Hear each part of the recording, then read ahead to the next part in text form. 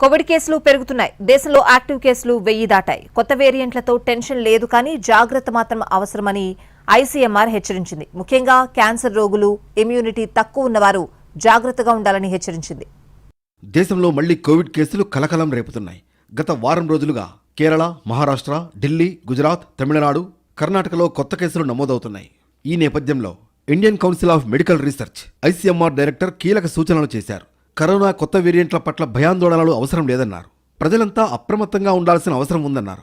ప్రభుత్వం, ఇతర ఏజెన్సీలు ప్రస్తుత పరిస్థితిని నిశితంగా గమనిస్తున్నాయని తెలిపారు. ప్రాథమిక జాగ్రత్తలు తీసుకోవడం మాత్రం అవసరమని పేర్కొన్నారు. క్యాన్సర్ రోగులు, రోగనిరోధక శక్తి సంబంధిత సమస్యలు ఉన్నవారైతే ఎలాంటి ఇన్ఫెక్షన్ బారిన పడకుండా తగిన జాగ్రత్తలు తీసుకోవాలని ఐసీఎంఆర్ డైరెక్టర్ సూచించారు.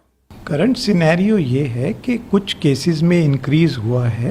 कई पार्ट्स, कई देश के भागों में, पहले साउथ में, वेस्ट में, और अब कुछ केसेस बाकी कंट्री के पार्ट में आए हैं.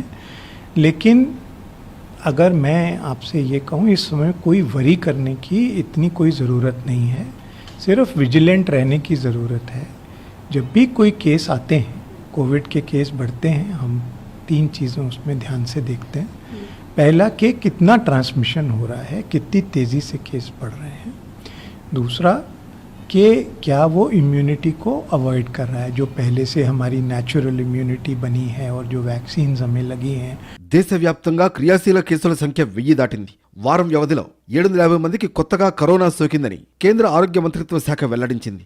డేటా బోర్డులో వెల్లడించిన సమాచారం ప్రకారం కేరళలో అత్యధికంగా 430 క్రియాశీల కేసులు ఉండగా, మహారాష్ట్రలో 209 కేసులు, ఢిల్లీలో 104, గుజరాత్లో 83 కేసులు ఉన్నాయి. ఏపీలో 4 కేసులుండగా మధ్యప్రదేశ్లో 2, తెలంగాణ, గోవా, ఛత్తీస్గఢ్లలో ఒక్కొక్కటి చొప్పున ఉన్నాయి. కేసులు పెరిగినప్పటికీ భయాందోళన చెందాల్సిన అవసరం లేదని వైద్య నిపుణులు చెబుతున్నారు.